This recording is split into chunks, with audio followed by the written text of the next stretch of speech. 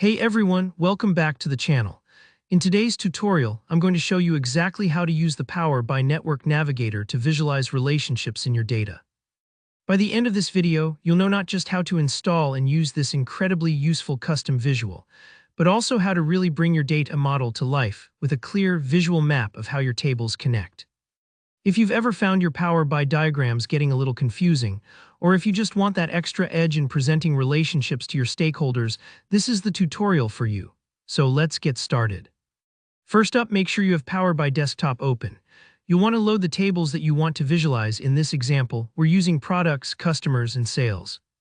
Simply import those tables or connect to your existing data source and double-check that you see them in your Fields pane on the right. Think of these tables as your key players, your products and customers, and then sales, which links them together. It's just like setting the stage before a play. You need all the characters in position. Before we can see any relationships, we actually need a table that describes how everything connects. That means creating what's called a relationships table. This table clearly lists out which table is the source and which is the target for each relationship. For example, customers might be the source and sales the target, meaning that customers generate sales. If you already have relationship data, go ahead and paste it in. If not, just create a simple two-column table in Power BI or Excel with source and target columns. Pause here if you want and take your time to double-check your entries. This table is what will drive the entire network graph. Now comes the exciting part, bringing in the Network Navigator visual. Head over to the Visualizations pane on the right-hand side, and where you see the three dots for Get More Visuals, click that to open App Source.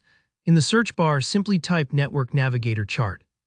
You'll see a couple of options, but for this tutorial, just go ahead and select the standard Network Navigator Chart. If you see a different name like Network Graph, don't worry, that's just another way of saying the same thing. Click Add, and after a moment, you'll see the new visual added to the bottom of your Visuals pane. Next, click and drag that Network Navigator visual onto your report canvas, just like you would with any other chart or graph in Power BI. Now it's time to hook it up to your data. From your Fields pane, find your Relationships table and drag it onto the visual. Specifically, make sure you map the source field in your table to the source well in the visual, and do the same for target to target. Think of this like plugging in cables on the back of a stereo. The right input has to go to the right output for everything to work, and there you have it.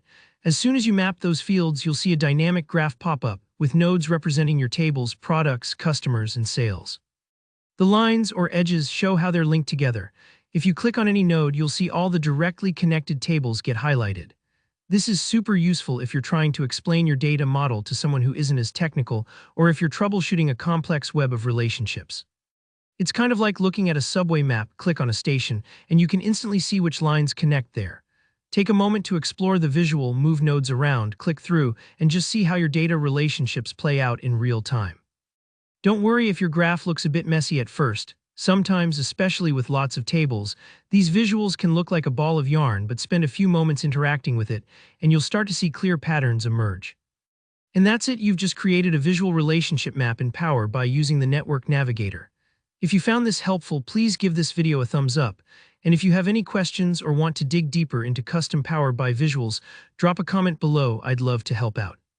And of course, don't forget to subscribe for more tutorials just like this. Thanks for watching and happy visualizing.